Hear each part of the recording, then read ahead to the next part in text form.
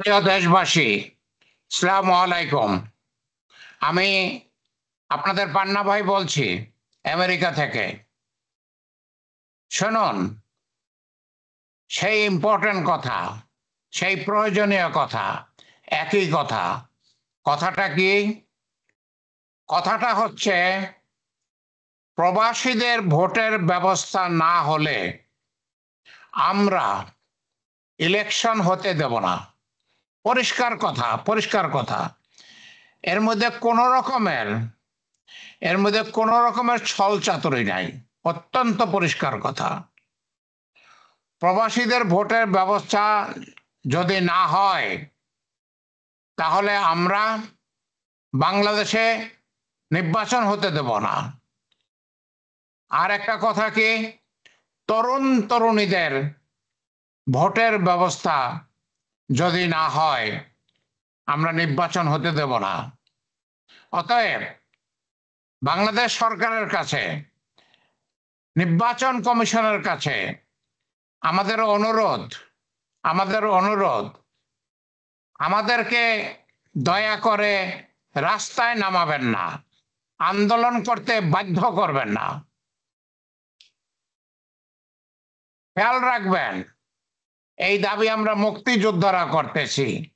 এই দাবি আমরা 2024 সালের ছাত্র শ্রমিক জনতা করতেছি। 2024 সালে যেই ছাত্র শ্রমিক জনতা জীবন দিয়ে আহত হয়ে বাংলাদেশকে দ্বিতীয়বারের জন্য স্বাধীনতা এনে দিয়েছে, সেই ছাত্র শ্রমিক জনতার মধ্যে যারা 18 বছর বয়স হবে ইলেকশনের সময়, তাদের ভোটের ব্যবস্থা করতে হবে। সেটা করা ছাড়া কোনো ছল চাতুরি করে, টালবাহানা করে যদি আপনারা ভোট করতে চান, আমরা সেই ভোট হতে দেব না, আমরা সেই ইলেকশন হতে দেব না। পরিষ্কার কথা, পরিষ্কার কথা।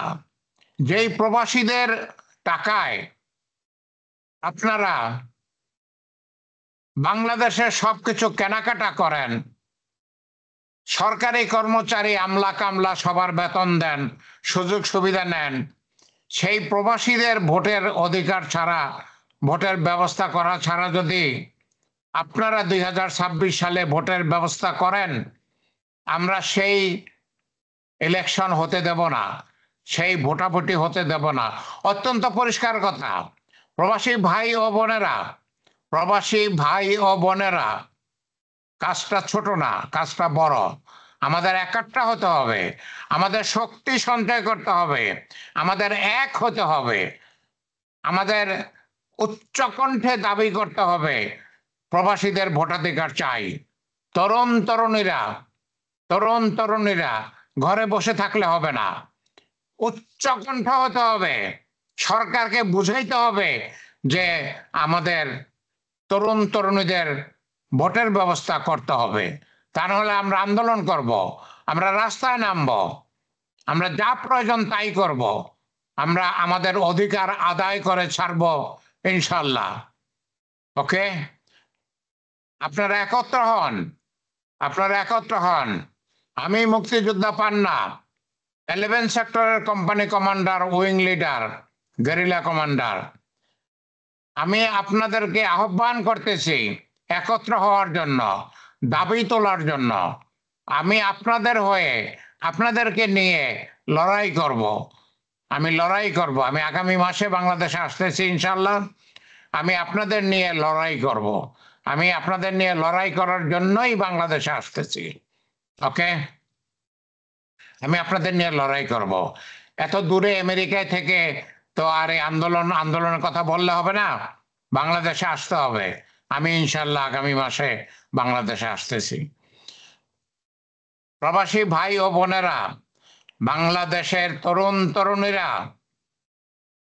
আমাদের একত্র হতে হবে, আমাদের একত্র হতে হবে, আমাদের সংঘবদ্ধ হতে হবে, আমাদের শক্তি সঞ্চয় করতে হবে, আমাদের শক্তি সঞ্চয় করতে হবে। শক্তি ছাড়া, শক্তি ছাড়া দুর্বল কিছু পায় না, দুর্বল কিছু পায় না।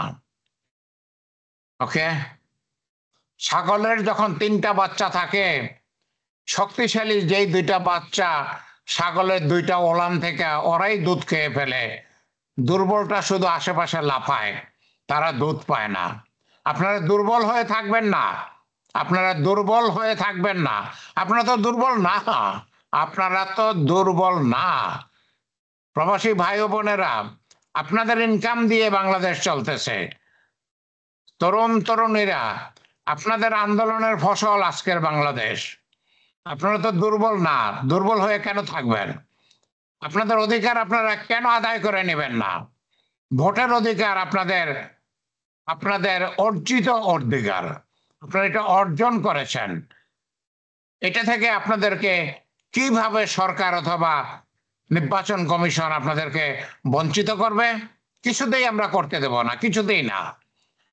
অতএব আসুন আমরা একত্রিত হই, আসুন আমরা একত্রিত হই। যদি সম্ভব হয়, আপনাদের কয়েক সেকেন্ড সময় থাকে, দয়া করে আমার চ্যানেলটা সাবস্ক্রাইব করবেন, দয়া করে বেল বাটনটা টিপে দিবেন এবং শেয়ার করবেন। আমি চাই আরো আরো অনেক প্রবাসীরা আমার এই চ্যানেলটা দেখুক, অনেক তরুণ তরুণীরা এটা দেখুক। তা না হলে তারা সংঘবদ্ধ হবে কিভাবে? তা না হলে সবাই মিলে আমরা আমাদের দাবি কিভাবে আদায় করব? প্রবাসী ভাই ও বোনেরা এবং তরুণ তরুণীরা, আপনাদেরকে আমি আন্তরিক ধন্যবাদ জানাই আমার চ্যানেলটা দেখার জন্য। যদি কোনো প্রশ্ন থাকে, দয়া করে আমাকে জানাবেন। আমি আমার এই ভিডিওতে আমার ফোন নাম্বার এবং আমার ইমেল অ্যাড্রেস এবং আমার ওয়েবসাইট সব অ্যাড্রেস দিয়েছি। ওয়েবসাইটে গিয়ে ডিটেলস দেখতে পারবেন। আমাকে ফোন নাম্বারে, এটা আমার হোয়াটসঅ্যাপ নাম্বার, হোয়াটসঅ্যাপে আমাকে মেসেজ দিতে পারবেন, আমাকে ইমেল পাঠাতে পারবেন। মোদ্দা কথা, বটম লাইন, আমাদের একত্রিত হতে হবে, আমাদের শক্তি সঞ্চয় করতে হবে, আমাদের দাবি আদায় করে নিতে হবে, আমাদের দাবি আদায় করে নিতে হবে।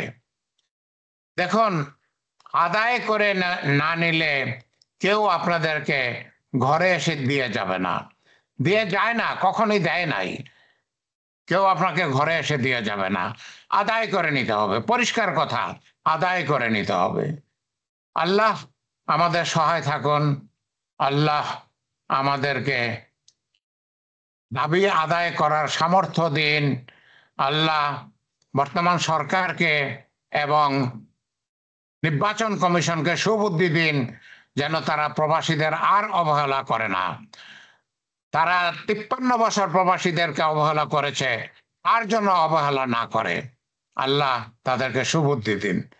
আর যদি সেটা না হয়, আমরা তাদের ছেড়ে দেব না, আমরা সরকারকে ছেড়ে দেব না, আমরা ইলেকশন কমিশনকে, নির্বাচন কমিশনকে ছেড়ে দেব না। ওকে, আমরা ছেড়ে দেব না। আমরা আমাদের দাবি আদায় করে নিব ইনশাআল্লাহ। আল্লাহ আমাদের সহায় থাকেন। আমিন, আমিন।